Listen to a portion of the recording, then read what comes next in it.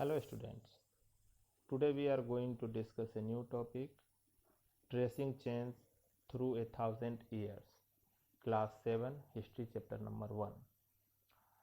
As you can see, there are two maps, map number 1 and map number 2. Map first was made in 1154 CE by the Arab geographer Al-Idrisi.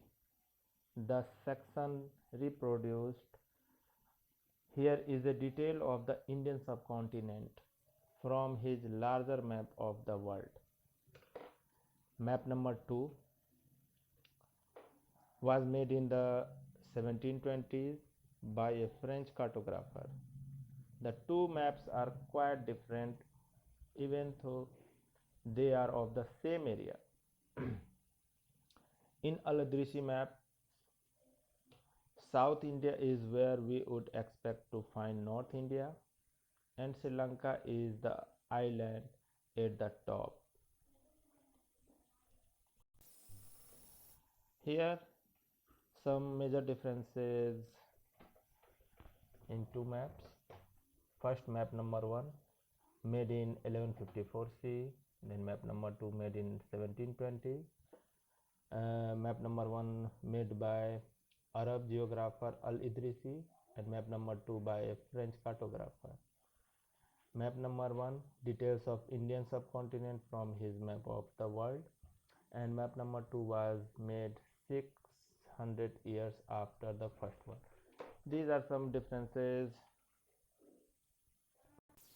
New and old terminology. Take the term Hindustan. For example, today we understand it as India, the modern nation state. When the term was used in the 13th century by Minhaj Siraj, a historian who wrote in Persian, he meant that the area of Punjab, Haryana, and the lands between the Ganga and Yamuna. He used the term in a political sense for land that were a part of the dominions of the Delhi Sultanate. The area included in the term shifted with the existence of the Sultanate, but the term never includes South India. In the early 11th century,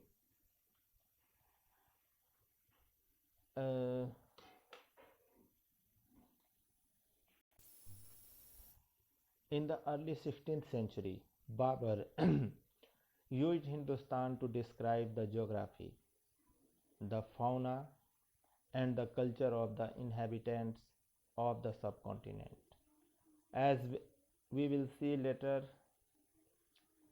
this was somewhat similar to the way the 14th century poet Amir Khusro used the word Hind, while the idea of a geographical and cultural entity like India did exist.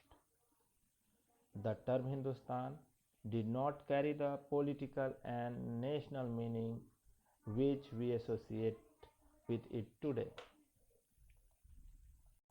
Historians and their sources. Historians use different types of sources to learn about the past, depending upon the period of their study and the nature of their investigation. In this period, the historians use coins, inscriptions, architecture, and textual records for information. Then, but there is also considerable discontinuity. The number and variety of textual record increased dramatically during this period. They slowly displace other types of available information. Through this period, Paper gradually became cheaper and more accessible to the common people. New social and political groups. This was also a period of great mobility. Groups of people traveled a long distance in search of opportunity.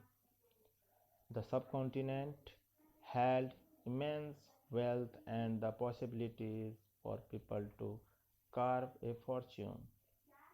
One group of people who became important in this period were the Rajputs, a name derived from Rajputra, the son of a ruler. Between the 8th and 14th century, the term was applied more generally to a group of warriors who claimed Kshatriya's caste status. Other groups of people, such as the Marathas, Sikhs, Jats, Ahoms, and Kayasthas. Kayasthas, a caste of scribes, and also use the opportunities to the age to become politically important.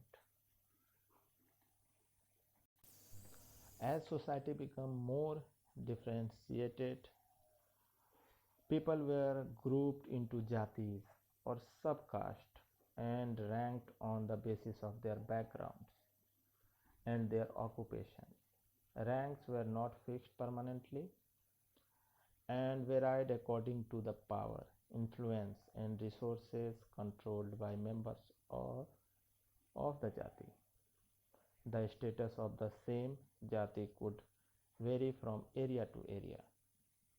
Jatis framed their own rules and regulations to manage the conduct of their members. These regulations were enforced by an assembly of elders, described in some areas as the Jati Panchayat.